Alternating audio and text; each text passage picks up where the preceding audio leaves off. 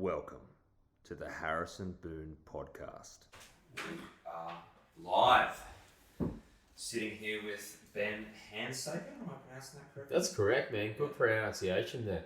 Happy Thursday. Thank you very much for having me on. Congratulations on everything you've achieved. I'm very proud of you. Thank you for being here. And likewise, one of the reasons I wanted to get you on, Ben, is because you are very, very well known in the eastern suburbs as not only a personal trainer, but also I don't want to say fitness influencer. You really come across as more of a mindset coach. Yeah.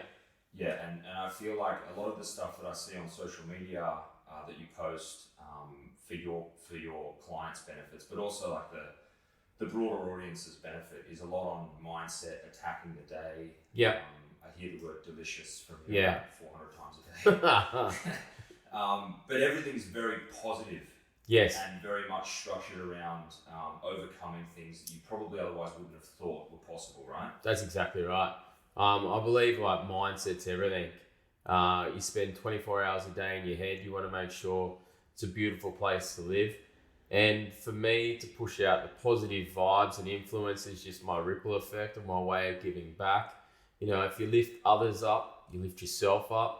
I'm not always going to feel positive every day, but I will still say happy Thursday, happy Friday, happy Saturday, happy Sunday, happy Monday, happy Tuesday, and happy Wednesday. Happy any day that ends in day. That's basically. It, correct. You got me. Yeah. And so what, like the days that you don't feel motivated, the days, like we all have them, right? Yes, 100%. What is the driving factor that gets you through those days? There's a couple of things, right? It may sound a bit aggressive, but I always say, like, fuck your feelings. Like, I'm not going to feel positive every day. Yep.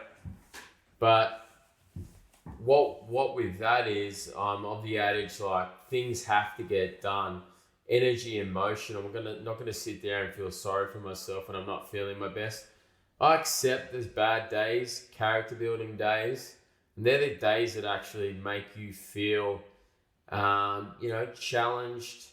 You can get the negative stuff creeping in, but the only way you overcome all that is staying true to your schedule, those positive habits, and just getting shit done, getting yourself moving, and taking action. Right. So the question is basically that on the days that you're not feeling motivated, are you more focusing on the fact that you have a schedule and then you have to go and achieve those things? Yes. And the mindset kind of follows? Yes, that's right. Like, my day is packed out from the moment I get up to the moment I go to sleep. Pretty much every hour is accounted for. So I have like a little black book. I plan my day. It says wake up 4:30, make my bed, post a positive thing to social media, write my gratitude list. You actually schedule that in, like social media. Yeah, just cross it off. I write whatever I'm feeling that day. So it's honest as well. Yeah, exactly. So it's a true reflection how your mindset in that moment. In that moment. Yeah. And then get up to the gratitude list, like who am I grateful for? What am I grateful for? What will make today great? So I set the intention. So yeah, you start the day with a grateful heart. You start appreciating things you've got. You're going to get more of them rather than things you don't have. Then from there, use the Calm app and I meditate 10 minutes. It's guided meditation. Easy as that. Then go to the shower. Starts off as warm. In the shower, drink 1.5 liters of water. Yeah, that's 1.5 liters every single morning. Is that separate to the shower water? You're not drinking No, I'm not drinking the shower. That is... I thought like you were just really water now. No, I'm not that much of a hero. I take in 1.5 liters of alkaline water. I smack that down in the shower. Then as the shower is finishing, bang it all the way to cold, 2-minute cold shower. Jump up and... There's a lot of research on hot and cold proteins when it comes to like ice baths and then saunas. Yeah. So are you trying to maximize some of those effects? Definitely, but with the cold shower, right? You're bracing something that sucks. You're doing something that's hard. You're doing something that's uncomfortable. It's going to wake you up too. Improve circulation. Yeah. There's benefits, right? Yeah, it secretes dopamine, feel like buzzed up. It's like having a shot of coffee. My shot of coffee doesn't usually send my testicles up into my stomach. Yeah. A cold shower kind of does, you know what I mean? But cold showers are improved to increase size of erections and how long they last for at night. So say no more. yeah. Say no So more. do you All want I'm me to doing is cold showers. Yeah, Now. that's the science. That's all you need to know. Yeah, no, it's a problem though if it gets any bigger. Yeah. So after the cold shower, you've done you wake up, you've done your social media post, Made my bed. You make your bed, you've done your gratitude list. Yeah. Then you jump in for a hot and cold shower. Yeah. What's after that?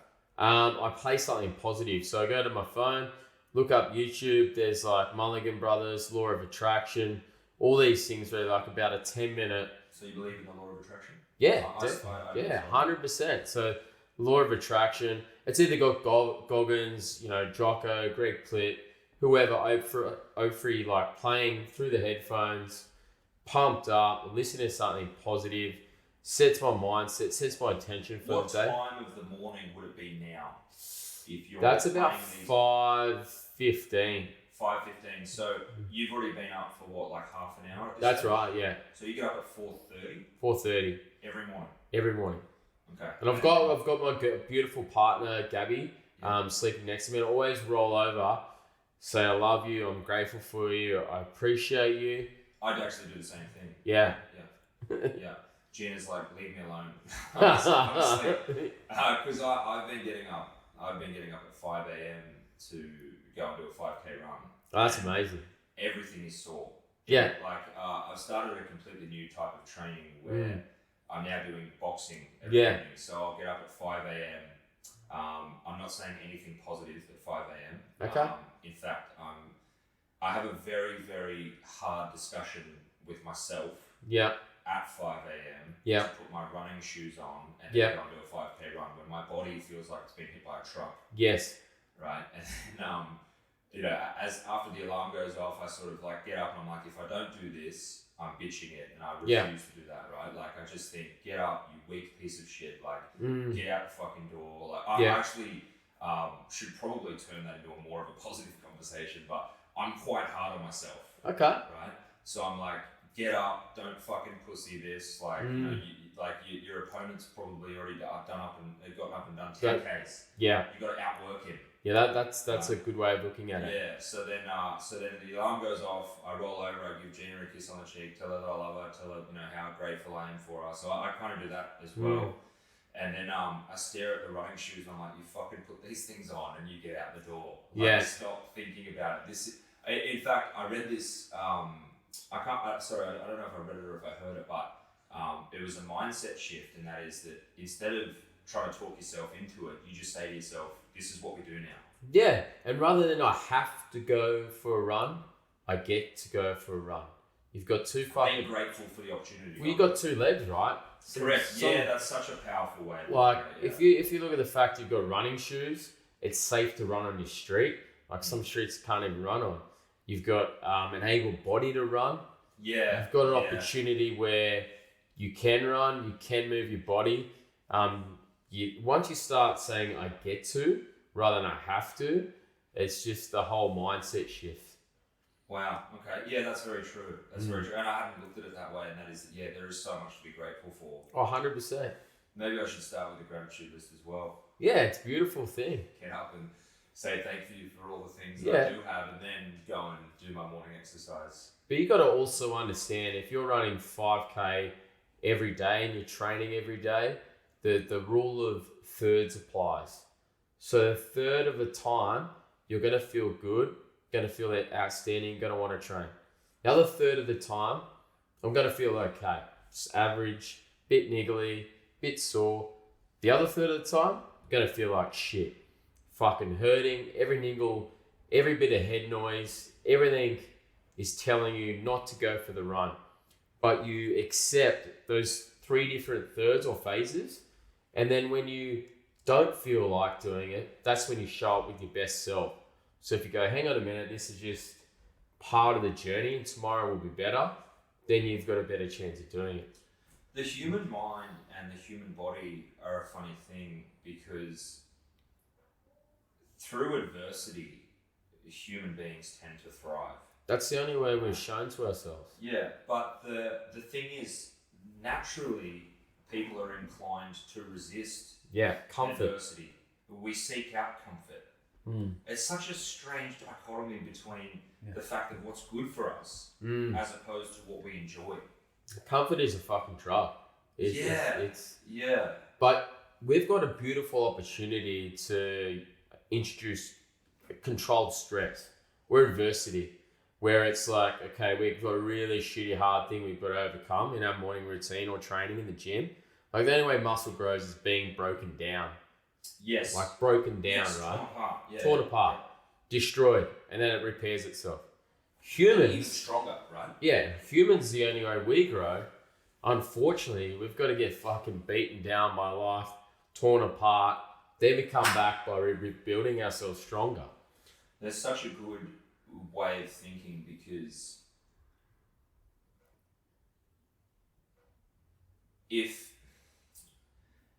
you weren't stuffed into plants need to be stuffed into the soil under all the leaf litter and shit that's piled on top of them. We only grow with dirt thrown on us. Yes. So when people talk shit about you, throw mud at you, they're gonna Yeah. But the only way a plant can grow is if it's shoved into the fucking ground. Yeah. All the leaf litter and dog shit and all that stuff on top of it. And then out of that comes a big red oak. Yeah. Right? It grows so much stronger than the shit it was planted in. Yeah. And I feel like in life, the more adversity you throw at a person, it either completely destroys them or they come out of it like 10x strong better. as an oak. Yeah. And I look back on the things that I've been through in life, and every single time I've come out the other side of it a stronger person. Yeah. Yeah, and with a greater appreciation for things that I do have. Oh yeah, and like you look at any successful person, they've had like fucking adversity thrown at them left, right, and center. Whatever it may be, they've gone through the fire of life. They've gone through the adversity, gone through the challenges, really had life test them, break them down, and they've had no option but to come back a stronger version of themselves. So like when people are throwing mud, the mud you can use as fertilizer. Yeah. That's a good way of thinking. So and they get mad also. People get mad when they throw mud and dirt on your name and mud on you, and then you grow roses because you're going, keep throwing it, keep throwing it, keep throwing it. I actually thrive now on. I used to cringe a little bit at negative comments written about me or negative press. Yeah. And now I thrive on it because I'm like, well, you're still speaking my name. Yeah. Right, like you're making me relevant now. Even if you're calling me a narcissist, I don't really give a shit. Like, no, you're renting space in their head. Yeah, I'm still on your mind. Yeah. Right. I'm controlling that space. So I think even negative people throwing negative things at you still shows how much power you have over that person. Oh yeah, it's a beautiful thing. Yeah. And if harnessed correctly, that's just feel for you. Yeah, but I feel like you and I sit at polar opposites of that spectrum, where you're in the space of putting positivity in people's minds, and unfortunately, on the back of the edit I got from the TV show that I was on, I'm renting negative space in people's heads, right? So I think in time, like my true colours will shine through, and people will slowly push. I'll slowly start invading a different space, I suppose. But for the time being, I don't think there's anything wrong with sitting in that controversy and just kind of owning that brand for a little while, right? No, that's what's the great quote you shared with me? It's the best quote I think I've ever heard. It was Martin Luther King, and that's I'm going to butcher the quote, but the quote was along the lines of the measure of a man isn't how he stands in times of comfort and ease; it's how he stands in times of controversy. Exactly, it's one of my favorite quotes. I love that quote. And it is. I've measured myself on how I've managed to overcome all of the shit that's been thrown at me over the last 6 months. And for me to still be sitting here kind of unaffected by it. And willing to push forward. And just get on with life and try and bring positive change. I think speaks volumes to my internal strength. Yeah, you should be very proud of yourself, and you know who you are. So like, kudos. I'm proud of who I am as a person. Yeah, there's not a lot of people that would, like, not a lot of people have gone through what I've gone through and come out the other side of it, where I am now. Yeah. Mentally and all Yeah, the you're in a things good I'm- spot. Yeah. So it's 5:30 in the morning. I'll take you back to your morning routine. It's 5:30 in the morning. Yes. You've had your hot and cold shower. You've done your gratitude list. Yes. Is it time to go out and meet clients? I start at 6, so You start at 6 a.m. yeah. Okay. And what's at 6 a.m.? Is that the Murph classes that you do? No, it's PT. So PT clients at the gym I train at Beach Fit. So that's Monday to Thursday and then Saturday. The Murph clients, actually, I have to get up. The Murph is the free workout I do on Bondi Beach Gym, a free community workout. So I have to get up at 4 a.m. for that one because it starts at 5:15. So anyone can come down to Bondi Beach. It's free, yeah. And train with you. Yeah. It's my way of giving back to the community. I've seen the profound impact that exercise, community, and connection has had on others. And I know it can save lives, and I know it can get people out of their heads into a positive space. That's the one thing we seek as human is connection, right? Correct. And then people with the same values and the same like uplifted spirit, and you're in a positive circle of people. That's a powerful space. I think you've attracted a certain tribe because of who you are and your positive mental message. I actually think you've attracted that, and people are drawn to you naturally because they see you achieving, they see you so grateful for life and what you have, and they see the messages that you share, and people want to be around that. So I think we are naturally social animals as human beings. Yeah. But I think there's no denying what you've achieved in that space, and the people that you have, like diehard, fans and friends, right? Yeah. And we're mates because during COVID, all of the gyms were closed. That's right. It's the dumbest thing I've ever seen was that they were closing fitness centers during a pandemic. Yeah. But the politics and all that aside, I think it was quite fortuitous that I was training down in Bondi at the beach bars there. Yeah. Because it was the only way to actually lift any, even if it was just your own body weight, right? Yeah, it was the only way to actually train. And then you and I got talking. I didn't actually know you from a bar of soap, and then you were just like the most interesting character. Yeah. I just like, we're in the middle of a pandemic. Everyone's fucking miserable, and then you are like this gorgeous guy rocking up with this huge smile every day and these huge guns. Yeah. Who's just run like fucking 400 kilometers that morning. Yeah. And you're rocking up like with these Viper speed sunnies on this huge Korean pumping house music. Yeah, that's and right. And I was just like, who's this guy? Yeah. And then we started talking, and I was like, man, this is like probably the nicest, most down to earth guy I've ever met. And it was such a contrast to who I thought you would be. Oh, exactly. Yeah. You know what I mean? Yeah. And ever since then, I've just thought, mate, if I ever did something like this, I'd love to have you in, just to hear how you. There were days where I know you got beasted the day before by clients, or you've done a marathon. I remember there was one day you'd done a massive swim in Bondi. I think it was out like the iceberg swim or something. And then you'd done like 100 laps of the Bondi, like the boulevard. Yeah. And I remember seeing it on Instagram. And then the next morning you were down at, I saw on your Instagram, you were down at the Bondi doing the Murph classes. Yeah. And I was like, this fucking guy, what is powering him? Yeah. It's not like there's a nuclear reactor in your stomach, because no normal person does that shit. Nah. It's like you honestly struck me as like the Australian version of, say, David Goggins, if he had a really good sense of humour and then dressed like he was wearing all of the fluoro from an op shop that he could find. Yeah, some of the fashion statements I was making during lockdown, and then I had the goatee and the mullet stage. Yeah.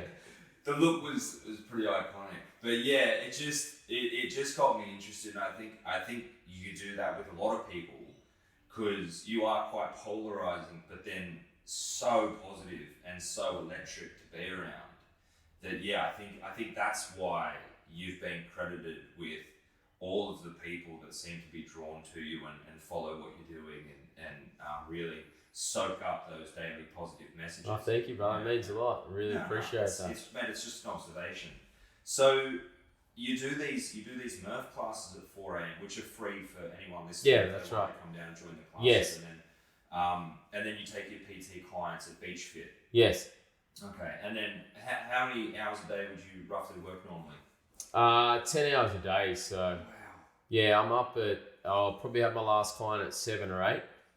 So you're up at 6. You start at 6. You're up at 5:30. Yeah. Work until roughly 7 at night. Yeah. So it's nearly a full 14-hour day. Yeah, I have to because I'm booked out with my clients, so they're 1 hour sessions. Then in the middle of the day, I'll train again, do a swim, sauna, eat, have a nap, and then I'll work on my website, I'll project stuff, and then I'll push all the way through to 7 or 8. Then I'm usually in bed by 8:30, 9 o'clock. I can imagine. Yeah. Does Gabrielle's your girlfriend? Yes. Does she hit you with the massage gun? No, but that's a stellar idea. I've got one at home. You don't get sore? I get sore, but it's not like You're so used to that high intensity now. yeah, like it's just who I am. Yeah. Like the niggles and stuff. Like people go, mate, you walk with a bit of a limp. It's like it's just kind of how I like That's walk just up the way there. it hangs. Yeah. Because I've been doing this this new training. So it's one thing to be able to bench 120 kilos for 8 reps. Yep. It's another thing to hold your hands up for 40 minutes in a boxing class, throwing Yeah. punches. Right? Yeah. Totally different. Yep. And I realized very quickly that all of the training that I've been doing up to now to put size on Yeah. and have a what I would consider like an aesthetic physique. Yeah. It means absolutely jack shit in a boxing ring. That's exactly right. It's actually a detriment. It I is have to detrimental. undo that training now. Yeah. So my routine has been 5 a.m. the alarm goes off. Yeah. I've got a 5 kilometer run to go and do. So I've And jogged down to Maroubra Beach. Slow or you run in the sand? No, it's road work. They want me doing road work. They want me on the running.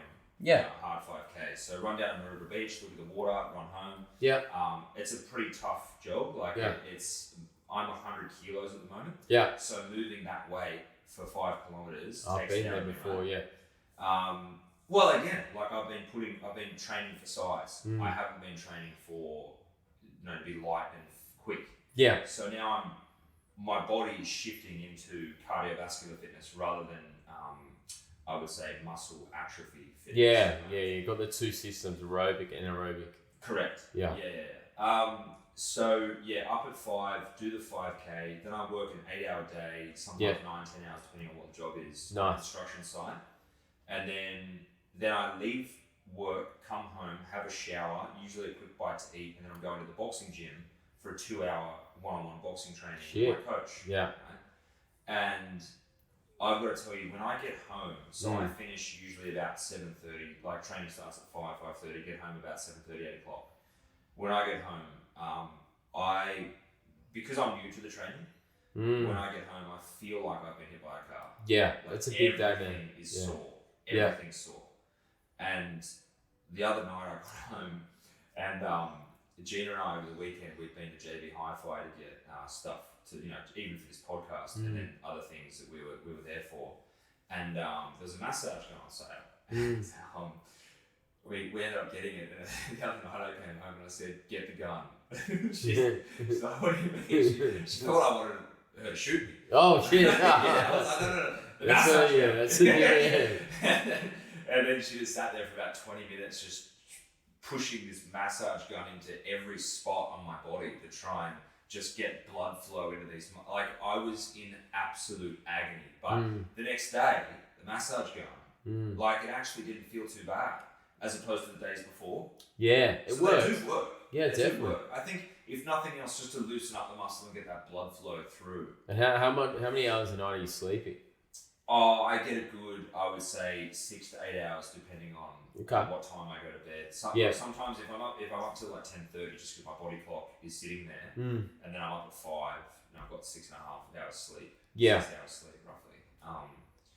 Should I be sleeping longer? Sure, but Yeah. in the modern world, sleep's always at a detriment, isn't it? Yeah, 100%. And you're stretching and stuff and mobility. Yeah, so I stretch at the end of my workout at 7:30 before I go home. I'll do like a quick sort of 5-10 minute stretch. Again, I realize that when you train, especially like a lot of upper body, and you neglect, like you do legs once or twice a week, just doing squats or deadlifts or whatever it happens to be, you're really focusing on tightening all of those muscles. Exactly right. Because you want them to bulge and look muscular. Yeah. And then when you start trying to stretch them all out, it's like 1,000 rubber bands as opposed to one smooth hydraulic muscle. That's a good way of looking at it. Yeah. So I feel like I'm sort of in the process of unwinding a lot of the muscular work I've been doing, and it's really the body changes so rapidly. Oh, it does. But it doesn't want to. No, it doesn't. It's the human body doesn't want to. It gets in this rut of comfort, like we were talking about. Yeah. And it's a protection mechanism too. Like your brain's like a protection mechanism. But what weight do you have to fight at? Like, that's the question. I've got to be 90.1 kilos. So you lose 10 kilos? Yes. Okay. Yes. That would be achieved through cardiovascular and eating, I'm guessing. Yeah, so I don't think I have to drop much in terms of body fat. Yeah. Because I'm not overweight. Like I'm quite lean naturally. Yeah. I think it's more got to do with just stripping back a lot of that excess muscle. Yeah. Turning it into. So people talk about fast twitch and slow twitch Yeah. muscle. Yeah, you need both of them. Yeah, so I think I'm trying to convert more into that, which I don't have at the moment. So I've been seeing a strength and conditioning coach twice a week. Okay. And all of the workouts are body weight workouts with like super high pressure or so for example, like getting a medicine ball and slamming it into the ground as quick as can and then picking it back up again and then pushing off a wall with a medicine ball and then slamming the medicine ball against the wall. Sort of simulating a boxing punch with weight, right? Yeah. And I realized very quickly that I move very slowly when I'm doing these tasks. And it takes a lot of energy to do these simple tasks because my body's not used to that movement. Yeah. And then there's like a 14-year-old kid will come in who's elastic and weighs 45 kilos. Yeah. And he's like a Harry Garside. Actually doing the movement super like lightning quick. And I'm like, I'm just too heavy. Like I need to start dropping weight off my body and then converting that slow gym muscle into fast twitch and aerobic muscle. Yeah, I get that a lot. But Tyson, like, I suppose, fought at 100 kilos. Depends on what you want to achieve, like, in the fight and in the battle. Like, if you want to really knock the guy out, obviously, and then or you want to go into the deep water, drag him around for 3 rounds, like... Well, the thing about Tyson is once you get into the heavyweights, it's kind of an open slather. Yeah. You kind of come in, almost any weight you want. Whereas the weight that I'm fighting in, it's like 85 to 90 kilos or 80 something to 90 kilos. So and you're you have to 6'1"? Just under 6 foot. So just under 6 foot, 100 kilos. So for me to come down to 90, it's not as big of a deal as a guy who's my height and skinnier to come up. Yeah. So like it's a lot harder for them to put on weight to make the weight. So the guy I'm fighting, he's naturally around the 80 kilo mark. Yeah. So he doesn't actually have to really do anything. He can fight at his comfortable weight. I'm the one that has to come down in weight. Okay.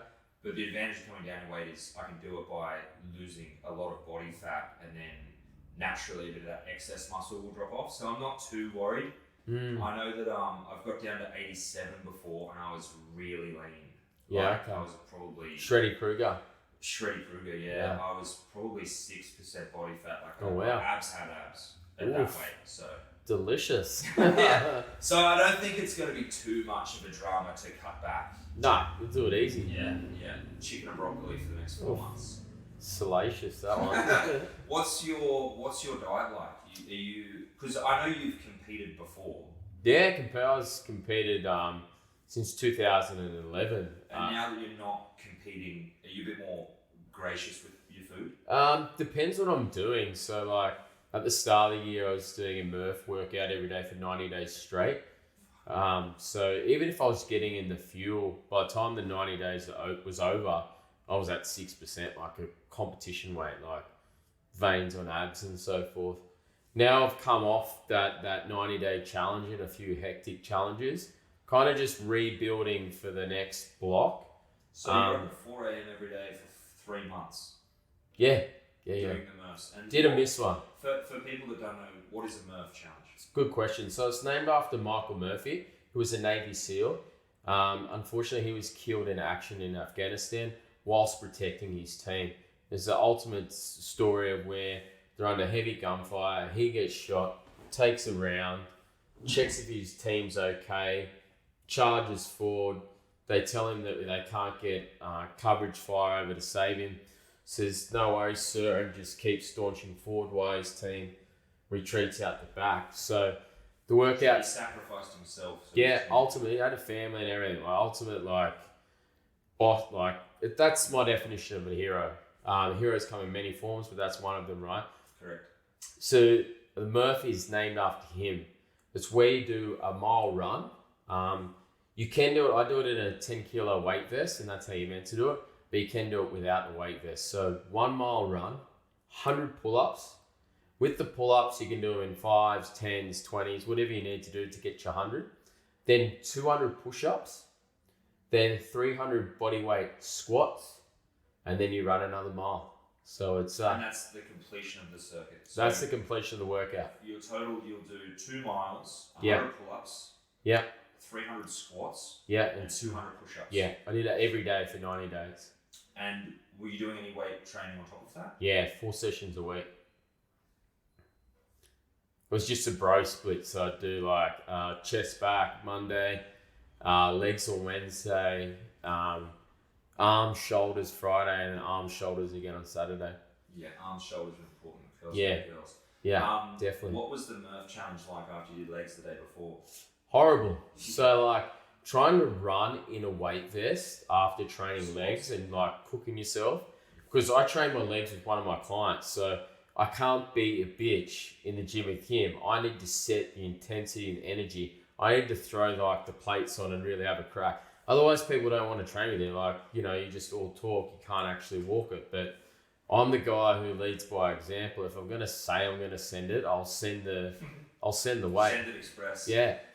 But putting on the weight vest after you ruin your legs and trying to run is just cooked. Like, talk about niggles and things and your legs being like all broken up. You shouldn't really be running on them. That's how it feels.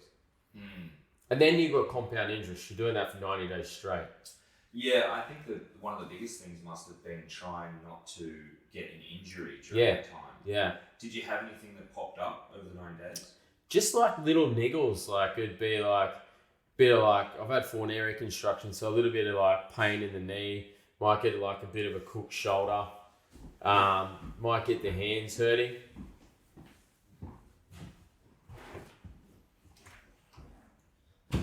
Sorry. So.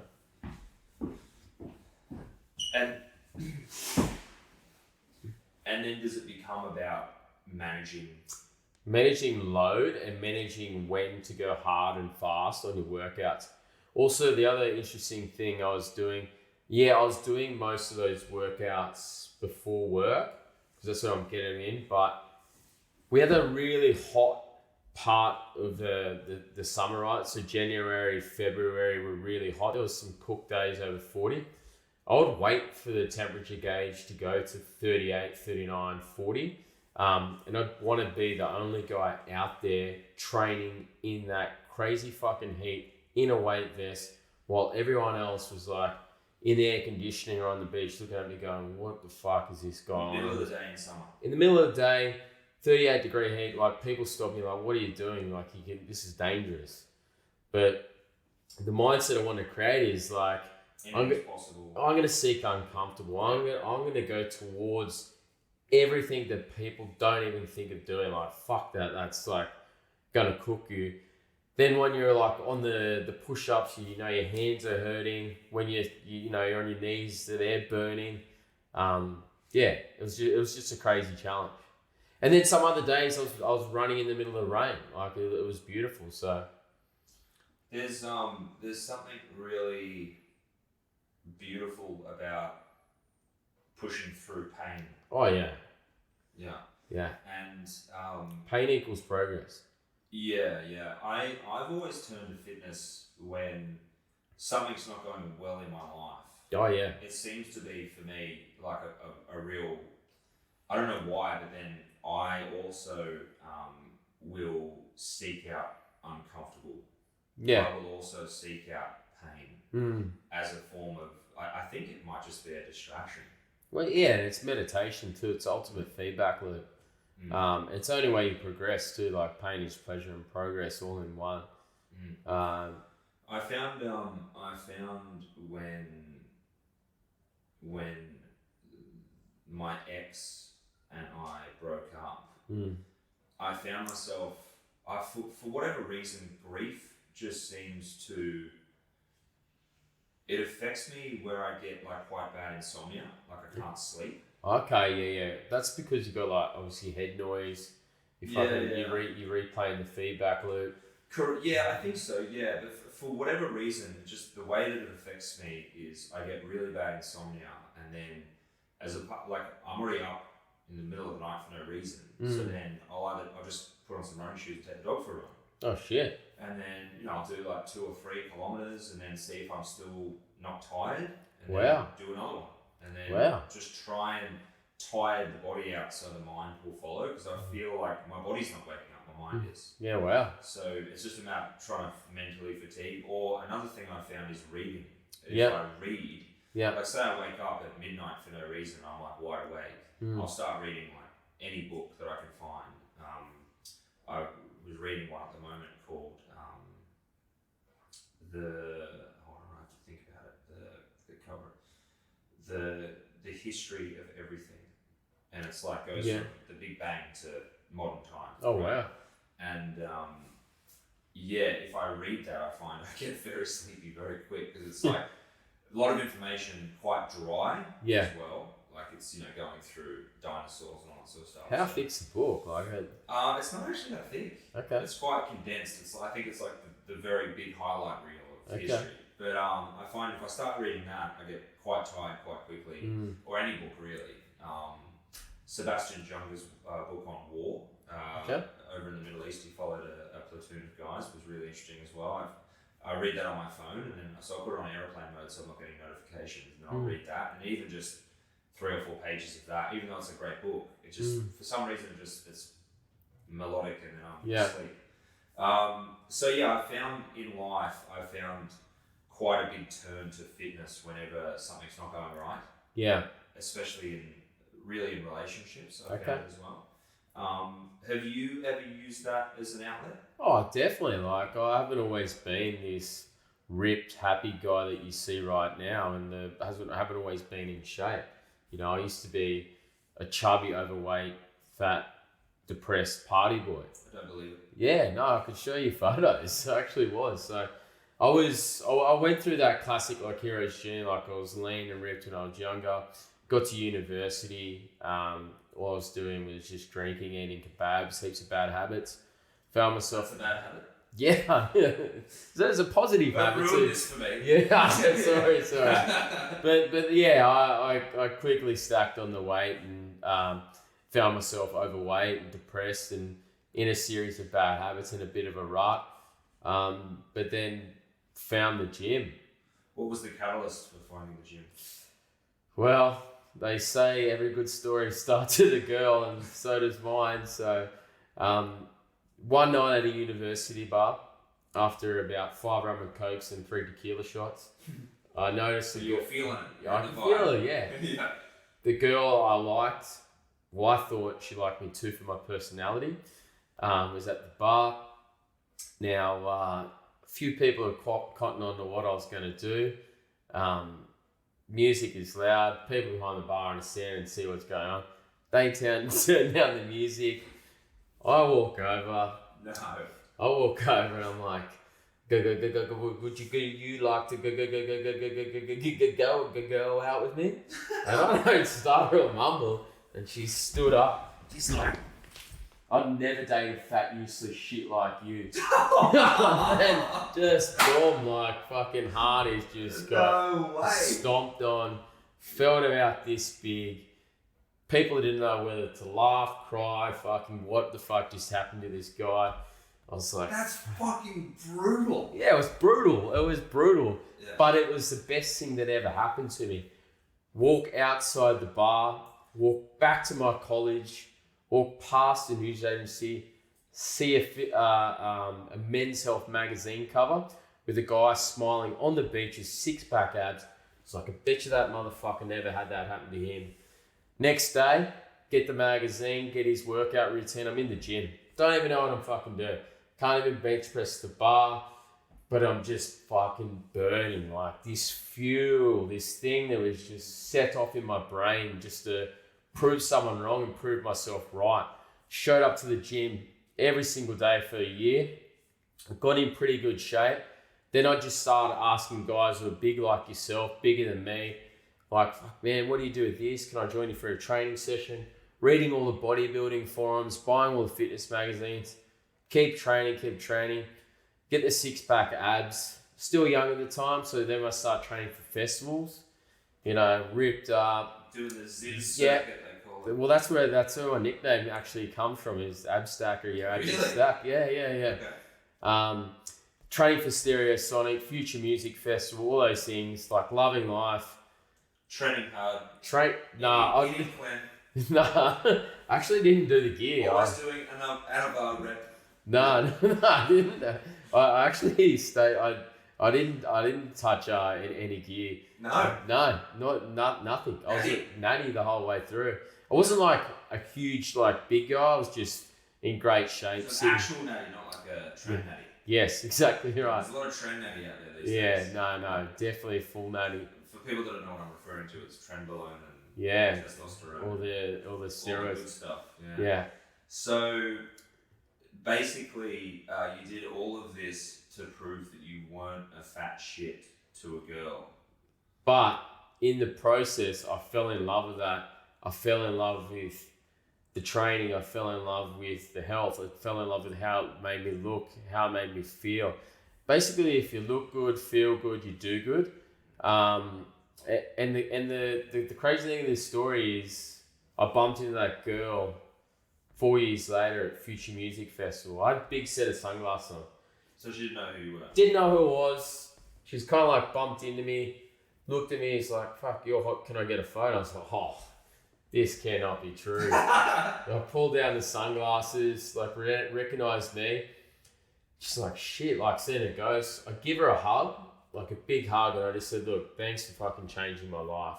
Wow, the strength to do that. Oh yeah, and just thank you. And got a photo with her and everyone clapped her away. All my mates were fuck, that was next level.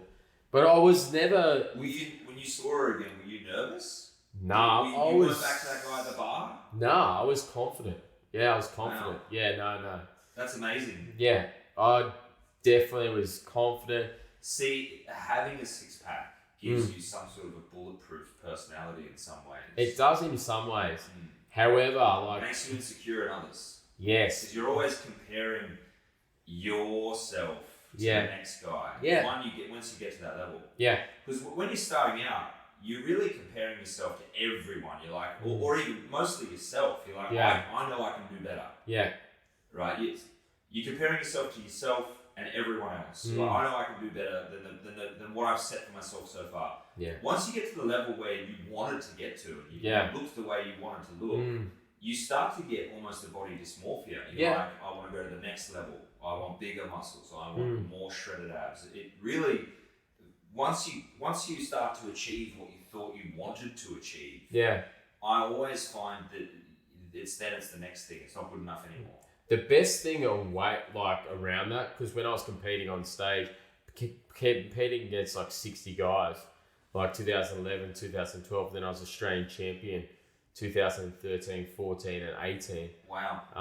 Undefeated, the last ones I went on. 4 years. Australian champion for 4 years. Yeah, 4 times. In natural bodybuilding? In fitness modelling. Fitness modelling. Yeah, so... That's even that's probably the hardest to get into. Yeah. A lot of competition in that. 2013 AMB Asia Pacific, 13 champion, then the Mr. Australia model champ. Were you natural for these competitions? I was natural for 2013, 2014, I was still natural. I was Mr. Physique Australia.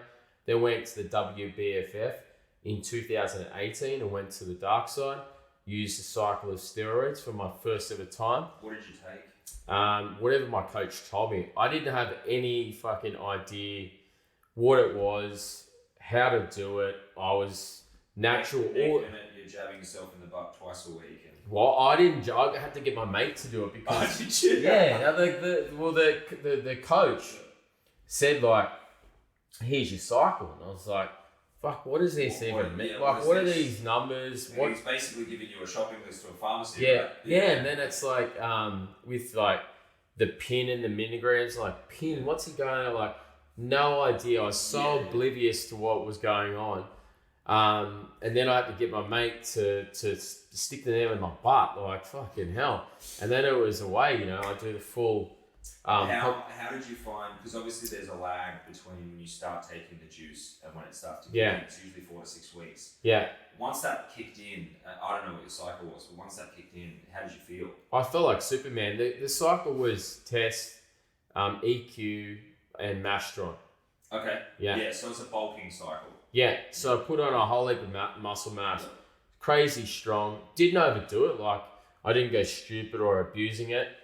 Used it, whatever my coach said with the checking photos, and then I would, you know, adjust the cycle to whatever you tell me. And it doesn't make you Mr. Olympia. Like this stuff, it just makes the training easier. You still have to eat right, train hard. You just train harder, and then basically it's did more that. for recovery, if anything, right? Yeah, 100%. I did that show, and I was like fucking off my head, shredded. Yep.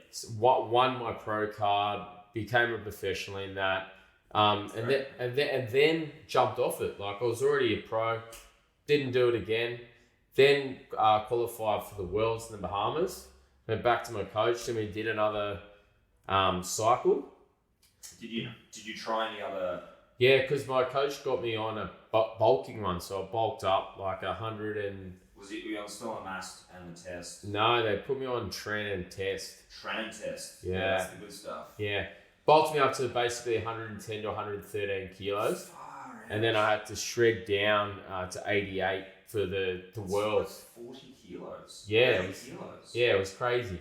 Far out. All the way up, put on a shitload of size. Probably didn't come in as crisp or as ripped, and my stage present wasn't as good because I missed my peak. Like, if you drop 35 kilos, yeah, it's a big. That's a lot of weight but that, to lose. That was over a year. Sorry, it wasn't just a. Yeah, it was like a still, if you taken the gear to go up to 110, 115 kilos. Yeah. Why such a big drop? Wouldn't you want to be around the 100 kilo mark? Well, that's what. Yeah, no, because then I'm still a fitness model. I don't want to be a muscle model. So basically, I fucked up. I got too big. Too big, right. But because I was eating 6,000 calories a day, I was eating burgers, pizzas. You're gaining. Gaining, but I couldn't stop the bulk. Like, I just fucking just would eat everything. What are you sitting at now? 85 kilos. And I haven't touched... You're large for 85 kilos. Yeah.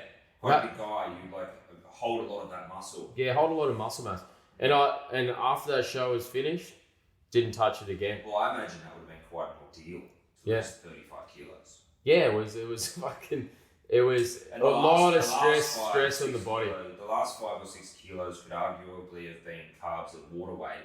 Yeah. But still, let's put it at 30 kilos, say, or 25 kilos. That's a lot of weight to lose on your body, on your physique. Yeah, like say it's 20 odd because, yeah.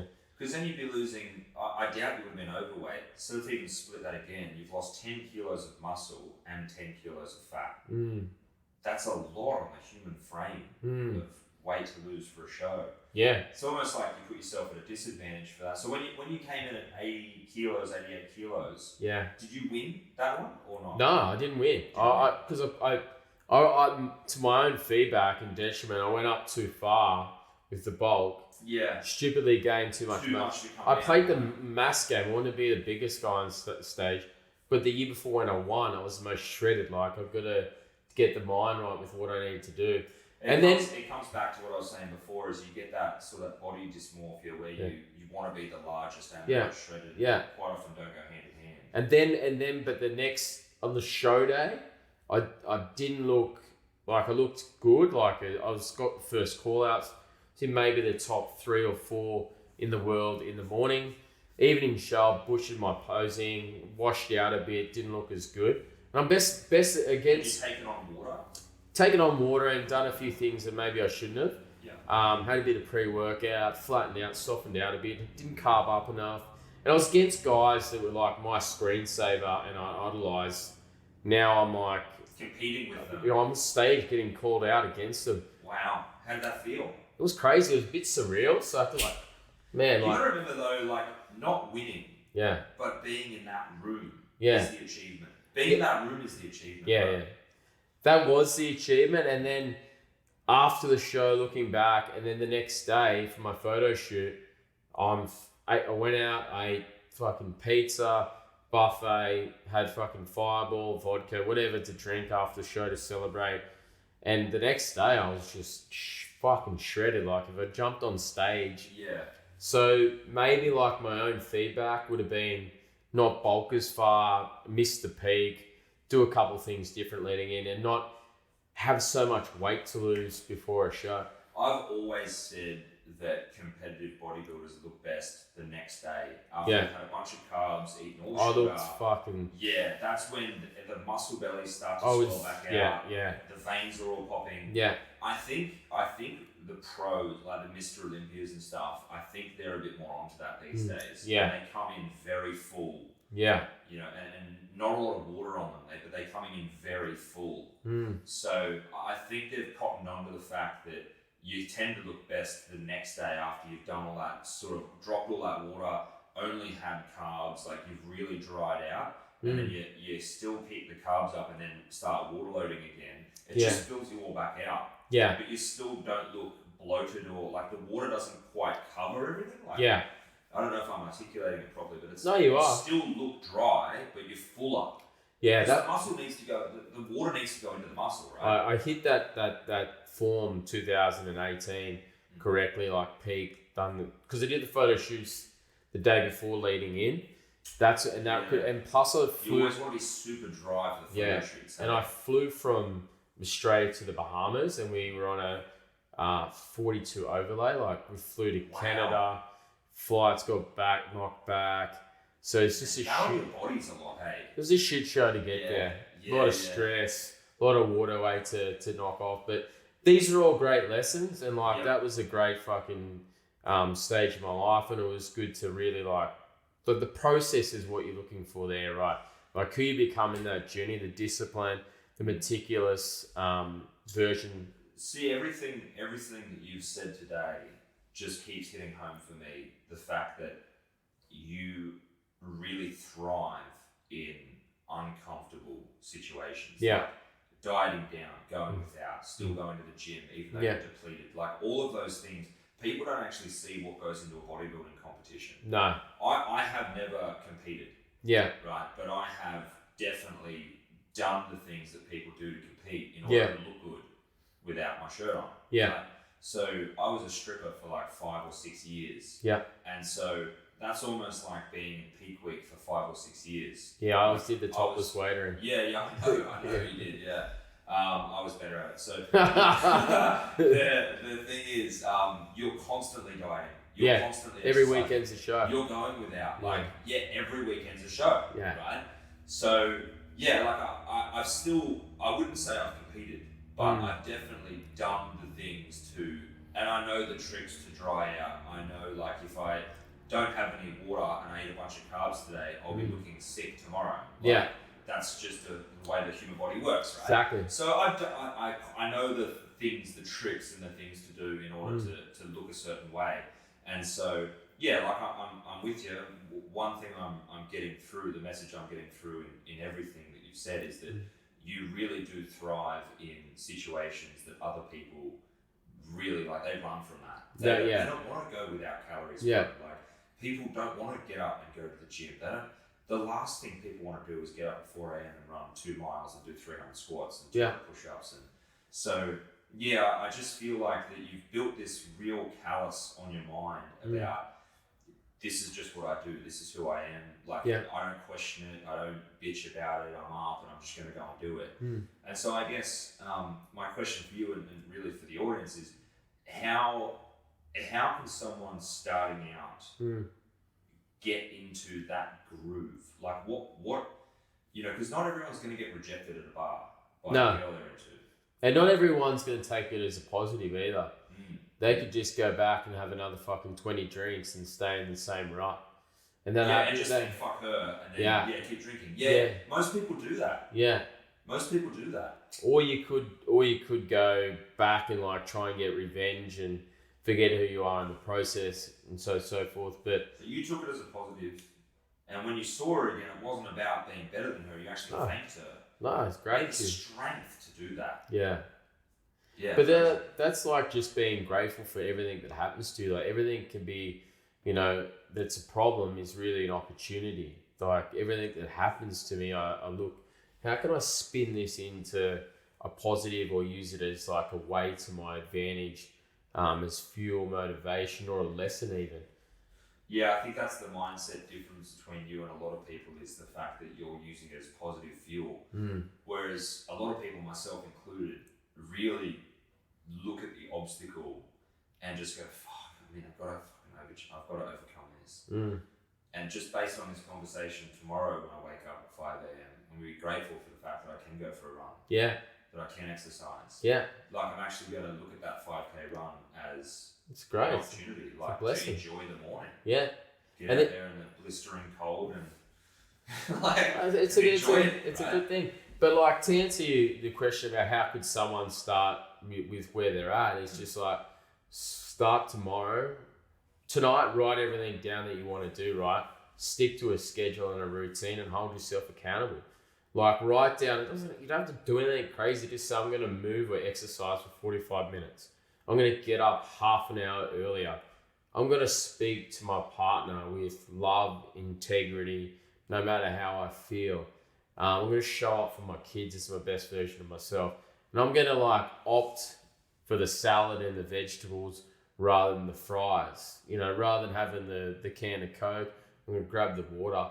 Just start with those really small incremental habits and wins that really aren't that hard once you start bolting in that momentum.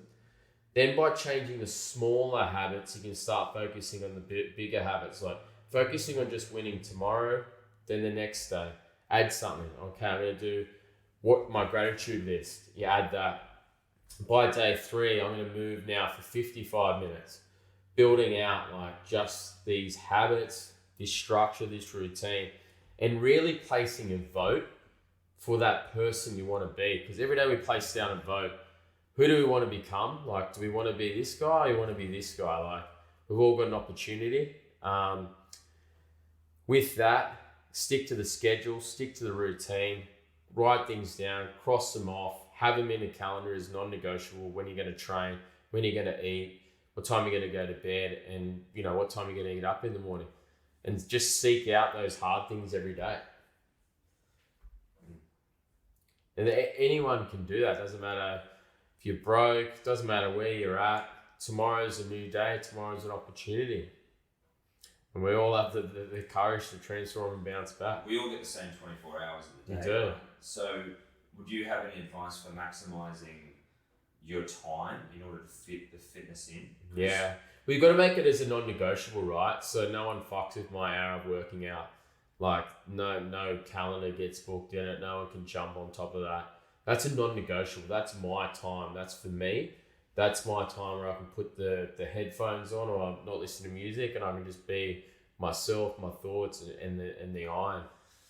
My biggest struggle in the gym is not so much these days because I've got trainers and things, but when I was training on my own, my biggest struggle was putting the headphones in, I'd have the phone, and then I'd be like, say I'd go into the phone to swap music, and then I'd find myself scrolling in between sets.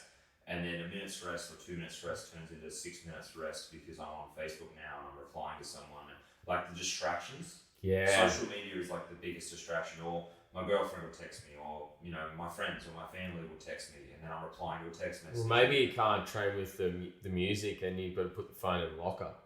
Yeah. Okay. So I like some guys have to do that. Some girls have to do that. When I was just switching off from the world. when I was competing, it was you never had your phone in your hand during a set or like anything. Like your phone was either in your locker or someone else was using the phone to film what you were doing, but you were never Getting your bro to film heavy squats. Yeah, of course, I think that's the thing, isn't it? Actually having like these hard rules in place to hold yourself accountable. Yeah. And say this hour will not be fucked with. Yeah. It's my hour. Self-control is a superpower. Yeah. Which a lot of people, myself included, really struggle with because the phone is such a distraction. What's a motherfucker? Like it is the ultimate and like the algorithms these days for social media and content, like it gets anyone like checking it, like it creates dopamine. That's a really powerful habitual thing for people to like grab, flick, touch. When people like haven't been with their phone for an hour, so they feel naked and stuff like that. Yeah. Well, it's so weird because for thousands of years, human beings have survived with rocks and spears to catch food. And I always do berries, and now all of a sudden we can't go without this electronic device. Yeah, and I always like every 3 months I'll do like a dopamine like fast where I'm in the woods. I'm going somewhere where there's no phone reception. I'm actually doing it this weekend with my girlfriend. Sunday, Monday, Tuesday, Wednesday. We're at the other side of the Blue Mountains. No phone service, nothing. Just us, meditation, bushwalks, nature. Just recentering yourself. Yeah, and like walking around in bare feet. Like, what's the point of doing all that if you can't put it on Instagram though? That's exactly right. So what you do there is you take a photo of it, and when you get back, you upload it. So you do have your phone in your hand. No, it doesn't work. You haven't got. Airplane mode. Yeah. Well, no, the reception. How funny is that though? That you're still going to Instagram what you did. Your dopamine-free retreat. Yes. That's like I was being funny, but it's actually legit how it works now. I was joking too. But that is what people actually do now. Oh yeah. And they'll look. It's the world we live in, man. It's the world we live in. So tell me about. I really want to ask you, for people that don't know, you did 8 marathons over 8 days in 8 different states. Yeah, we ran. I ran 50 kilometers, or an ultra marathon, or a marathon, whatever you want to call it. 50 kilometers per day. Every single day for 8 days in 8 different states. And it was to raise money for flood relief victims during the New South Wales and Queensland floods. Wow. With one of my mates, Brett Farrago. So we went around the whole of Australia in 8 days. In the main cities, we ran 50 kilometres. And then... Did you pick a loop in each city? Like, what was the planning stages of this like? The Brett's like the Rain Man with all this stuff. He has all the running loops and stuff like that. He orchestrated like the map where we go from like Ayers Rock to Melbourne, and then we went to Byron Bay. Did you jog around Ayers Rock? That's probably the case, isn't it? We ran from the accommodation, which is 20 kilometres to Ayers Rock on the road at 4 a.m. in the morning. Then we ran around the rock. Around the rock's 10 kilometres. Oh, it's 10 Ks. Yeah. Yeah. So we did that 3 times, but we had to run in a certain pace. Otherwise, we'd miss the only bus back, and then we'd miss our flight. So the pace had to be like 5-minute kilometres or 5:30 kilometres around there, non-stop for 50 kilometres. Otherwise, there was only one bus going back, and otherwise you'd miss. That sounds like Uluru. So it was really like that. Was that the worst of the 8 days? No, every day was like this. Like it was the fucking gun to the head the whole time. Like really? Yeah. We then you fly into Melbourne. I imagine in major cities that have more public transport than one bus. It's like one bus does sound very Uluru. I've actually booked in to go in July. Oh, that's great. Yeah, I love it. We're so excited. Yeah, it's the best. It's a pretty busy time of year, we've heard, but it sounded like when I was booking it with the travel agent, she was telling me that there's not a lot there. So Uluru sounds like it probably was the more like touch and go, but when you're doing 50 kilometers for any of these ultra marathons, when you're doing that, did you have support with you? No support. It was just me and Brett. We were just. Who was bringing you water and food? No, we would run with camel packs. Nice. Yeah. 50 kilometers. Yeah. Everything on your back. Yeah. We didn't. I just had like the red satchel things. Like we weren't supported. So unsupported in these ultra marathons, 8 of them over 8 days in 8 cities. Yeah. Look, and then you're trying to get in like. I'm just in shock what I'm hearing. Yeah, and then you're eating fucking like airplane food or trying to get the calories in because you burn so much. So many calories on airplane food, thankfully. Yeah, 5,000 to 6,000 calories a run. Yeah. And then you're trying to work on recovery then, like trying to hit the guns and stuff. And then because I was. So did you guys work out how you'd refuel along the way? Or was it touch and go the whole time? It's just you just have the water. No, I mean like once you've done the marathon and you're on the bus. It's like just touch and go, like eat what you can and like do what you can. I'm surprised you weren't like grabbing a tourist and gnawing on their arm. You're hungry, bro. Oh yeah, it was crazy. Like we got some support in the Gold Coast from a couple of the fucking locals there, like that were watching on like. Social media, like look what these fucking guys from Bondi are doing, like like Jordan and Jake Roberts. So we called an Uber from Byron Bay to like near Burleigh to the one of their recovery centres. It's a long Uber. Yeah, that's the only way you could get there to make our run. Right. So they sort us out to Ice Bar. Jake's gets us a couple of pizzas. We mail them down to me, running the whole Coolangatta coast the next morning. It's 50 kilometers. Then the news have caught on to what we're doing. Yeah. So they're interviewing us like at the end of it. At the end of the run, yeah. And it would have been like 30 something, 40. It was fucking hot that day. Like we were cooked. And I'll never forget the news reporter with the camera goes, mate, what's that like sauce up your leg? And I was like, mate, it's not sauce. Take off my shoes and basically. From all the like pounding, my feet had just got these welts and blisters that were splashing up the side of my leg. You're joking. Yeah, I can show you photos of my feet. Lost all my toenails. Had welts because I was wearing like Alpha Flies and I was told not to wear them. Then so my feet. Why were you told not to wear these particular shoes? I just like don't wear the same sort of shoes every day because they'll destroy the webbing of your feet. It basically did that. So I just worn away all that padding in my foot. And it got to like 3 layers. Yeah, it was like I was walking around these airports and blood would be coming out of the sides of my feet. You're joking. Yeah. And then I'd be like taping the feet back up, putting the shoes back on. What day roughly was this all happening in the 8-day journey? I was at like being 3rd or 4th day or 5th or 6th day? Fourth day. So halfway in. My feet are fucked. Gone. Like Brett was looking at my feet by the time that we got to Perth and was like, how the fuck is this guy still going? Like his feet are fucked. Most people would have called it. But I just circled back to why the fuck I was doing this. Imagine if my house got destroyed by a flood. I had no insurance. And like people had donated money to me and like wrote these beautiful messages and everyone was behind us in the belief. So I just circled back to my why. Why was I doing this? Why was I suffering? He who has a why can suffer anything. And then I just really put myself... flood victims at this stage were probably raising money for you.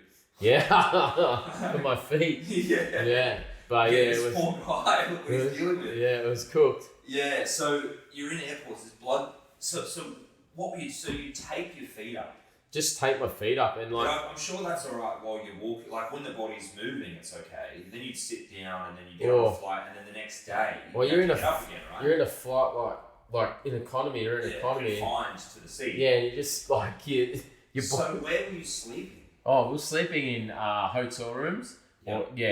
The whole time through. And then when you got up the next morning, I'm assuming you were getting up early for these 50Ks. 2 a.m., 3 a.m., 2 a.m. Right, so you're getting up at 2 or 3 a.m. You have to finish them in like a certain time, otherwise you miss the flight. To get the next flight. Right?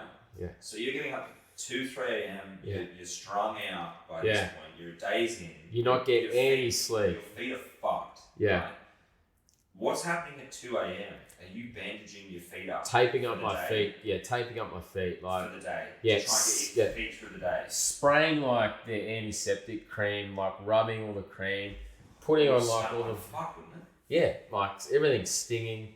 No like medical proper aid, just wrapping my feet up. Whatever you could get from a chemist on the Yeah, hoping and we'd run out with it every single time. We'd run out and then filling up these like water bottles and then setting out and trying to get it done. And then, what was the worst part? So your feet are fucked. The worst part was it walking out of the hotel the first 10 kilometers of that day's run, or getting going again was like like putting agony, like right? yeah, like this, and you can just feel like the squish and mush in your feet being destroyed. And then like Hobart was cooked. That was when it was like 0 degrees. I'm running no shirt. Yeah, I was running no shirt. We ran out towards the mountain, like jackhammering and stuff. I have to go into Macca's to get like fucking 5 hash browns to keep going because my body was just. I lost 10 kilos. I was starting to like bonk. So you're going downhill at this point, like physically and your. And it's 20. I'm 25 kilometers out of now Hobart, where I've got to get back to make my flight. 25 k's out of Hobart. I ran 25 this way. Yeah, so you're halfway. So you got to go back now to get the flight. Yeah. So what was that like? It was just a transcendence. So like going deep. Out of body experience. Yeah, well, out of body experience. Well, I'm in the body, but I'm out of it. Like I'm locked. I'm just fixated on like that Hobart sign, and I'm just like locking in, like in a transcendence, like just trying to get there, like. And positive self-talk, like, motherfucker, you can do this, you can do this. Like, remember all the hard shit you've done before. Remember all the hard shit. One foot in front of the other, just keep moving, keep moving. Like, the pain will go away. The legacy will last forever. Like, what you're going to do will last forever. Just push forward, one foot in front of the other. Keep moving. And that was just the adage. Like, just don't stop. Just don't stop. Was Hobart the last leg of the journey? No, we got to Canberra, and we actually... From Hobart to Canberra? Yep. Then we ran the... So you ran that 25 k's back to Hobart to get public transport to Canberra? Yeah. Oh, no. We got a flight back to Canberra. Yeah. So, public transport. Yeah. So you ran that 25 k's in blistering cold, 0 degrees, no shirt on. Yeah. Feet fucked. Yeah. At this stage, you're just full of hash brown from Macca's and you just set out, right? Yeah. You do that, you get to your destination in Hobart, then you get on a flight to Canberra. And then run the Canberra Marathon. We run around the... But by this stage, you're starting the Canberra Marathon. Everyone else is like fresh face. Yeah, we're the lunatics. You've just done like 5 days of pure agony by this point. 7 days. 7 days. 350 kilometers we had done before we got to the marathon. Before you got to, so this is the 7th day. This is day 8. So this is the last marathon. Yeah, last one. So the Canberra Marathon's the last marathon. Yeah, day 8. Yeah. So you've done 350 kilometers at this point. Yeah. On fucked feet. Yeah. No sleep. Yeah, lost 10 Any kilos. food you can get here or there. Yeah. Taking everything on your back every day. Yeah. And you rock up to the front of that line at the Canberra. We had to run 8 kilometers around the track before it started because we're running 50 and the marathon's only 42. So we're running around before it starts. 8Ks. You're going, let's go. Who the fuck's this guy? And then running through the line and like, I've got no shirt on. So you've already done, this is just insane. So you've done 8Ks already before the marathon's even started. Yeah. Your feet are fucked. I'm sure by this point, like everything's in agony, right? Cooking. So what were the other people, what do you think they were thinking when they saw you two? I don't know. It's like you were in.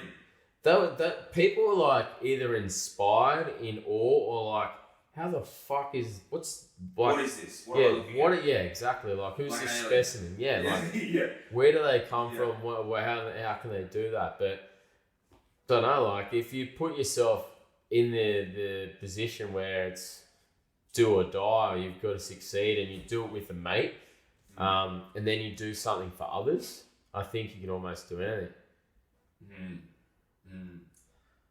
That is just insane. So you finished the Canberra Marathon.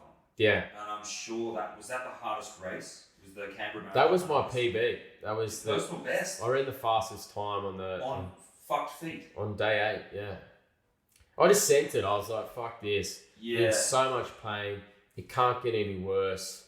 Like, It's the last one. I don't give a shit. Like, fucking going for this. Gonna send it. Was there any point over the 8 days where you felt like you could have died, or the body was going to shut down, or anything like that? You ever get any like thoughts like that? No, I didn't really like cross my mind. Like, people talk about like your body shutting down or like heat, something like that.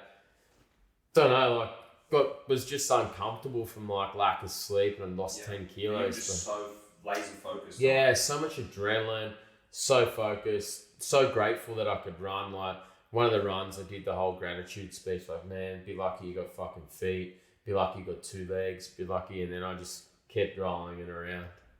What got you through the last few days when you were just in perpetual pain and you're walking through airport and blood's trickling out of your feet? What was the draw? Like, I know that you were doing it for charity and that was the end goal. But like, you're still in that agony. You're still in that body. You're still in that pain, right?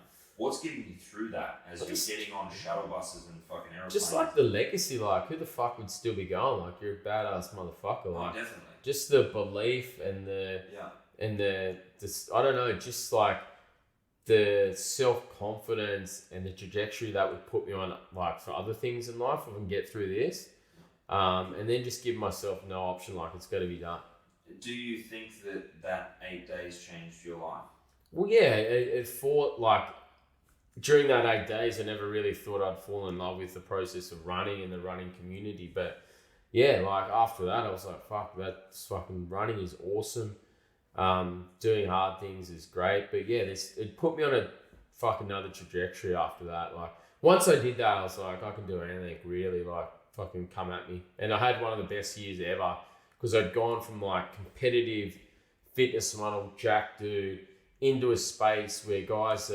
they're 70 kilos, dripping wet, they're of smaller frames, lean, light. They're the guys, and I'm a bigger, muscly guy with a 6-pack, well built, doing them. Like, they don't usually go hand in hand. No, there's a running club that runs around Heffron Park. Yeah.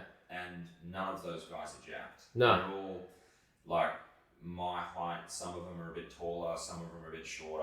And like you said, that 60, 70, not much more than that. Not even the 80 kilo mark.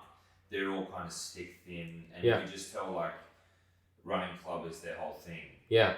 And they, like, to be fair, I watch them run and they move. Yeah, that's beautiful. Yeah. Yeah, they move. They're super impressive. Yeah.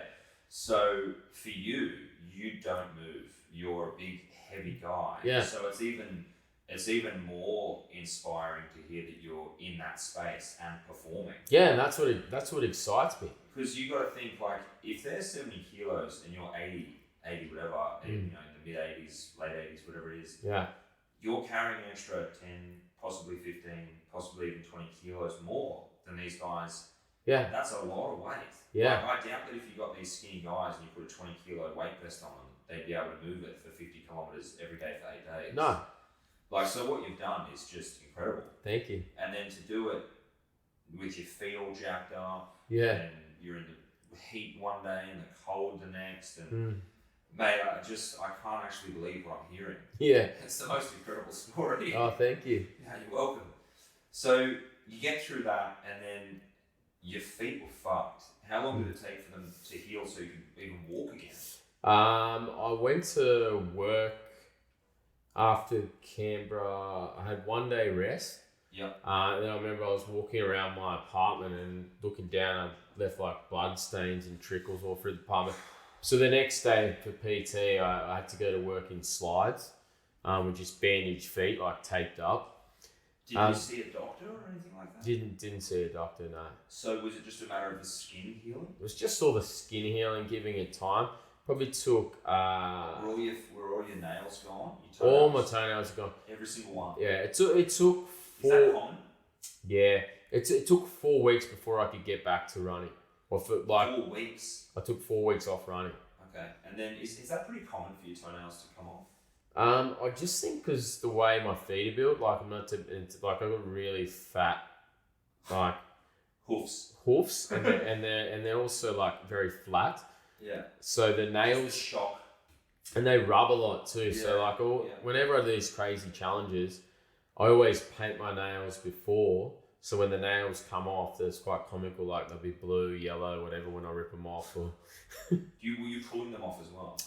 like I have in the past after crazy challenges. Yeah, like recently.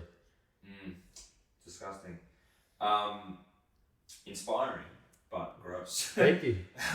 So you bandaged up, and you had a day off. You bandaged your feet up. You've gone back into the gym To work. PT clients. Yeah. And everyone would have been asking you about this, right? Because it was on the news. Yeah. It was all over social media. Like Yeah. it's this huge achievement. Yeah. I think at the time I sent you some messages commenting on your stuff because it was like such a huge deal. And then what was coming back to life like after that?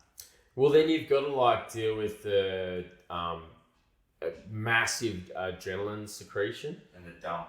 and then the dump, and then the post achievement blues. Like, okay, wow, you've had this massive accomplishment. Now you're going to be like, fuck, what's happening next? And you got to sort of like soft tail off and be gentle with yourself, because you know you've lost not your purpose, but your like overarching goal that You've achieved a goal, and so what is there in your mind now? Are you starting to tick onto the next goal? Exactly right. Right. So I tick onto the next goal and I line up, okay, what's the next challenge that I can do? What's the next hard thing I can do? Or what's the next thing I really want to do? And then I just start, writing that down, working towards that goal.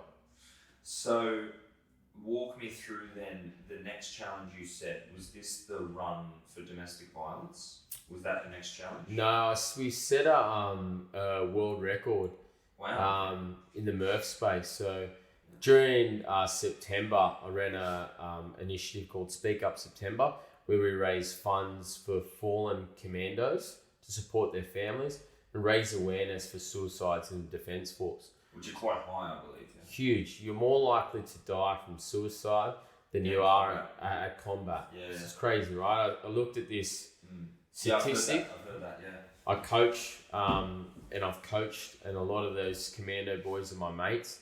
And I was like, fuck, I'm not going to let this like happen this way. So then I was like, all right, Speak Up September. We're going to do a Murph every single day. We're going to honour a fallen commando, have their photo up. I'm going to put a link up and make it open. And like everyone started joining these workouts. Then every Friday we would get a commando to come and speak, share their story. Like, this happened to me. I went through this. I'm honouring this person. And that's a bottom-up approach for healing, right? For trauma, from what they've gone through, the post-traumatic stress, for them to share it, from like tell people, be vulnerable, and then do a workout, and then have the community go around them. It's just like fucking like 1,000 therapy sessions. Yeah. We did this for them as well, yeah. Yeah, for everyone. And every day we were hearing these stories of like bravery, camaraderie, friendship, like mateship. Was this before or after the Murph sessions? Before, every single. Oh, it'd be hard to pull out of the Murph session. You can't. You like, you might as well call yourself a pussy. Yeah. Yeah. Go home. Pay. Like you. No. It's like fueling you with your purpose for that day. Yeah. Right? Yeah. Incredible. And then we do the workout. People started to get around it. We're getting heaps of funds and notoriety around it. Probably the highlight for me was one of the girls in the group come up to me 5, 6, 7 days in. Hey, normally if someone mentions the word suicide, I can't be around it. Like I shut down, I freeze, I can't talk about it. Okay. Then, 3, 4 days later, Ben, I want to speak to you about something that's, affected me, and this thing is close to my heart. A couple of days later, she gets right up to the bravery. Hey, I want to share my story. So this girl, who gets named the toughest motherfucker as a result of her actions, in front of the whole group, shares the story of her ex-fiance or partner that was, in the Defence Force, and spoke about him, Lenny, like how much of a great man he was, and then told about like his suicide, and he lost his life to suicide. And it was just like, fuck, like everyone in the group, I was like tearing up, and her bravery to share that. and then like just everyone get around it for the healing, and just like, man, it still gives me like shivers, and just like it gets me a bit teary because I can see it in you. Yeah, but for her to do that, and then just for the group to see someone be that vulnerable, but for her to trust the community that I've created to share that. Yeah, she felt safe. And then it was just like, fuck, it was next level. So then we end up doing the 30 days. And during the 30 days, I'm like, we're gonna break a world record as a team. We're gonna do a marathon Murph. Okay, it's a world record. We're gonna run a half marathon. We're gonna do 1,200 pull-ups, do 2,400 push-ups. We're gonna do 3,600 air squats, and then we're gonna run another half marathon. Everyone looked at me like I was fucking crazy when I first said it. Like, what the fuck is this? So what's a half marathon? Is that 24? 21.1. 21.1 kilometers. Yeah. And then walk me through the rest again. So you've done 21.1 kilometers. You run that. Yeah, then 1,200 pull-ups. 1,200 pull-ups. Yeah. 2,400 push-ups. Wow. 3,600 air squats. Then run another 21.1 kilometers. And then what's the time frame for this? Well, we set the world record because all we had to do was get 4 people to finish. We did it in 14 hours. Oh, wow. Yeah, so we did that in 14. I had 10 people start. 10 people from the group started. Yeah. My girlfriend was the only female to finish. Like, wow. Gabby was she's fucking next level. Like, yeah. She was probably in the best form out of anyone on the last run, like smiling the most. I was leading, and she was like, the chief morale officer. So it was awesome to see. Yeah, just because her thing is. I thought that'd be you. Well, I was up like that because on the last run, fucking guys, these are guys that had never run like a half marathon or a marathon.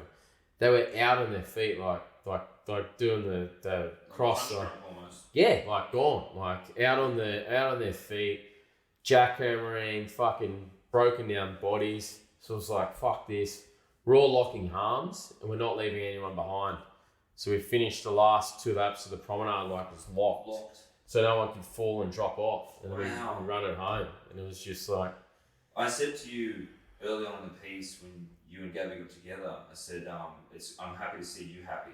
Yeah. And I said you needed someone that was not only going to keep up with you, but you needed to keep up with them. Yeah. It's the only way that you were ever going to work with someone. So exactly right. Yeah. Someone that will make me a better version of myself whilst holding me accountable to my values and integrity and whoever I am. But also like fucking, she gets up at 4 a.m. or 4:30 like me too. Like she's also running ultras and doing crazy shit. Like it's pushing each other along. And the funny story is she... Healthy competition. Yeah. No, and there is like healthy competition. She actually beat me in the Bondi to Manly Ultra, which is the 80 quick. Yeah. Because she's like a trail specialist, so she's really good on the trail. She was the champion in Brazil. Yeah. And I'll never forget, about 42 kilometers, it was fucking stinking hot that day. I blew up, like, my hamstrings went seized up. And I was like massively in the hurt locker, and then she went past me. I was like, fuck, this cannot be happening. This your message he's gonna beat you. And I had to just really let go of the ego, like, just gotta finish now, man. You just gotta finish. People looking at me like he's not gonna finish, like he's out on his feet. You can see the hammies are locked. People give me like cramp and salt tablets. But then just eventually found a way, got moving again, got running again. Caught up, took over a fair few people, but like not a fair few, but caught up to a few people and finished in a reasonable time. But yeah. And did she give you shit for it? Yeah, but yeah. Because I was beating her at the start, and like when the photographer got a photo, I'm like out in front. Like, she's behind me, and I'm smiling, and you can see in the background, she's like, he's out running too fast, flexing at the camera, thinks it's all fun and games. She's like, I'll get you, don't worry. Well, I just thought, this is fucking, I was flexing, yelling, wasting all my energy, sprinting up hills. Every rookie mistake you make, I was making it. Because I thought I was bulletproof. Yeah. I mean, after doing all of those things, I don't blame you. So you you set a world record. Yeah. The Murph world record. Yeah. Incredible achievement. Yeah. I would have loved to have seen it, but I was actually filming maths at the time. Well, that's a different world record, isn't it? Like the... Yeah, biggest gaslighter. And then coming off of that, I haven't seen your latest one, which is what I was asking about before, which is the run for domestic violence. That's right. So we did a David Goggins challenge, but doubled the mileage. Of course you did. Yeah. So we ran just to bitch him, right? Oh no, because I had dinner with him. Did you? Yeah, I had dinner with him when Goggins was out here. Team Murph Bondi actually brought me dinner to say thank you for the Speak Up September initiative, which was a $5,000 dinner. Wow. So I sat next to Goggins in my leopard skin jacket and of course you did. Strange story. I gave him a Kubra and a set of Bondi budgie smugglers. Man, he fucking lost his shit. That's so good. Yeah. What's he like in person? He's funny, intelligent, charismatic, calm and centered. The guy must do so much. Like he speaks. He has an aura about him. And when he's looking at you, he's like you're the only one in the room. He's speaking to you with so much like intensity, and he's fucking witty, and he thinks, and he's just charismatic. He's next level. He strikes me as someone that's also quite humble. Very humble, like man. He seems like and I'm only speaking from what I've seen him interviewed, but he seems like he'd be much faster to tell you the mistakes he's made than he is to tell you about his achievements. Yeah, exactly. That's how he strikes me. Yeah. That only comes from extreme humility. Yeah. He's got that in spades. Yeah. He's got that in spades, and he was a fucking legend. But I said to Goggins, I was like, yeah, I've done your run 4 miles every 4 hours for 48 hours twice. You know, fuck, I'm going to double the miles. And he's like, fuck, man, that's a lot of miles. And I shook his hand, and then I was in the middle of the Murph challenge where I was doing a Murph every day, and seen a fucking crazy statistic on domestic violence. Started to go funny. Do you remember what the statistic was? Yeah, it was like one woman will be killed apparently as a result of domestic violence every 5 days, and a male every 20 days. And it was just like fuck that. Like imagine if that was your mum or your sister, and like full on, right? And more the fact that like putting yourself in a position, if you're a victim of domestic violence, being trapped in it or being like fleeing somewhere and having nowhere to go, it's just like... Yeah, you're always more likely to be killed by someone close to you. Yeah. I've heard this. Yeah, it was crazy. So I was like, okay, we're going to run 13 kilometers, which is 8 miles, every 4 hours for 48 hours on the Bondi Promenade. So you didn't double the time, you doubled the miles. Yeah, double. He kept his original time and doubled the miles. Yeah. Wow. Yeah. So 8 miles every 4 hours. Yes. For how many hours? 48 hours. Far out. So it's about 166, miles. Give or take, kilometers. Kilometers. Yeah, because it's 1.6 k's to a mile, right? Yeah. Far out. So what was that like? That was fucking like next level. Yeah. The team Murph Bondi got around us. A couple of the girls like holding up signs like. Is that constant 5-minute k's? Yeah. Just up and back. For 24 hours. Yeah, just constant. Yeah. For 24 hours, constantly going. Yeah. So no rest for 24 hours.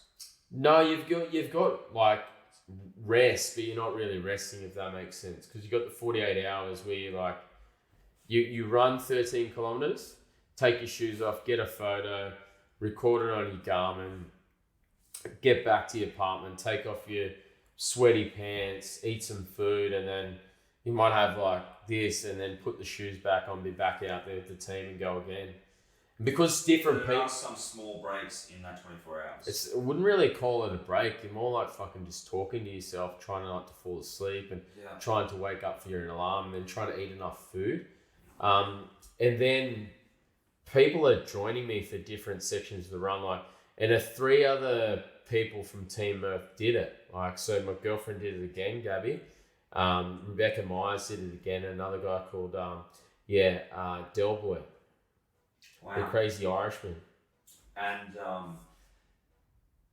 what was that like? What was that 24 hours like for you and the other people and Gabby and the other people that were doing it? What was that like? It was a journey, right? You see people go through the ups, the downs, the smile, the frown. Yeah, I can imagine. Yeah. You could see people like fucking really push past what they thought was the limit over here. Like my girlfriend Gabby ran her second 13 kilometers in Centennial Park after work and got like heat stroke and didn't even remember like coming back, and then spewing in the bathroom before the next 13 kilometers, pulling her hair back, black vial, has a water, pushes through it. Really? Yeah, lots of like tears. That's like fucking run 4 for her.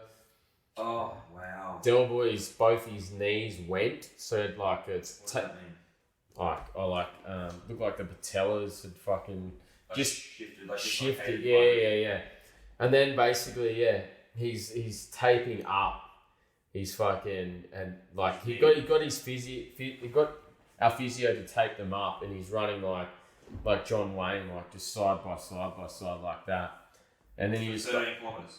Yeah, with these, and he had lots of mates coming, like lots of support. So it was next fucking level, like crazy. At that point, does it become more about doing it for others? Yeah, and it's all mindset by this time. Like Yeah, you're out on your feet, and then you've got to give the energy, and then you're running on Bondi Promenade too, like fucking during the hot days, and it's just packed full of people. So you're Congo lining, running around people.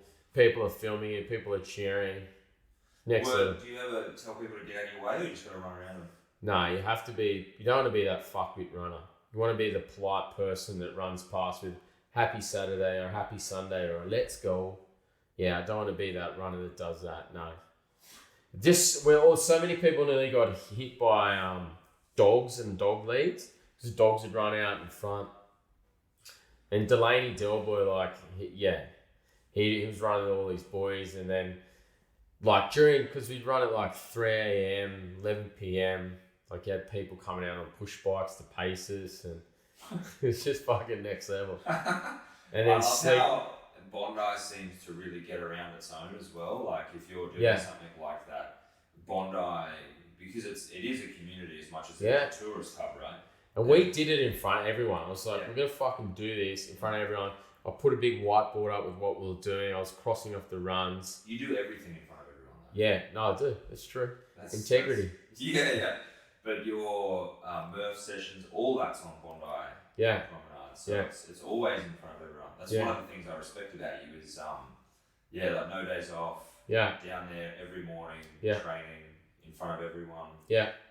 And I love the initiative that those Murph days people can come down and join. Oh yeah.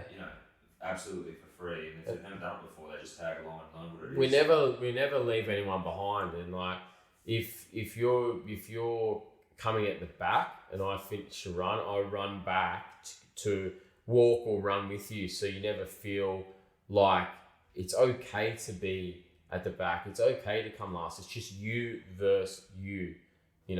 I'll be with you the whole way, and I've been a person that's been at the back, and I've been a person that's finished at the front, but we never leave anyone behind. That's just how the leadership's done there, and that's what I instill into the group. It's disgusting how nice of a person you are. So what's next? You've achieved these amazing things. You've set these records. What's next for you? My next big goal is to finally release my website, which is a membership platform. $50 a month, people subscribe. It takes people on a mindset university, so it teaches you life lessons. I've been building for 2 years. Topless photos of you on? Fucking plenty. It's worth the money. Sign me up. Like budgie smugglers galore. It's just full, authentically who I am, full vulnerable, talking about like myself overcoming addictions, everything I've been through and been challenged with. Addictions with food or with substances? I had every addiction you can fucking poke a stick at, mate. I've had sex, gambling, alcohol, bit of drugs, but more like the alcohol, gambling, sex, porn, done it, like had them all. Food. Sounds like an average bender to me. Yeah.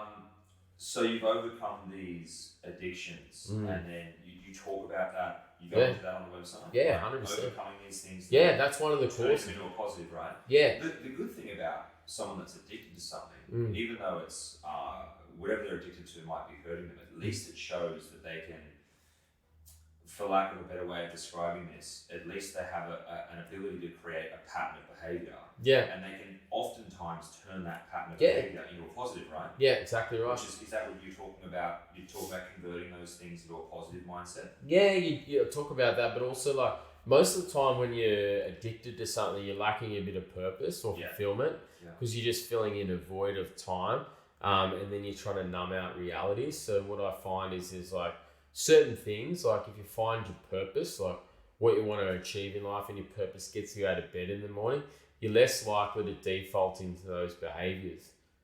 And then obviously like harness your creativity if you like boxing, running, singing, dancing, like do those things that will give you a dopamine or energy release or the serotonin through a different chemical thing, which is like, you know, a natural high.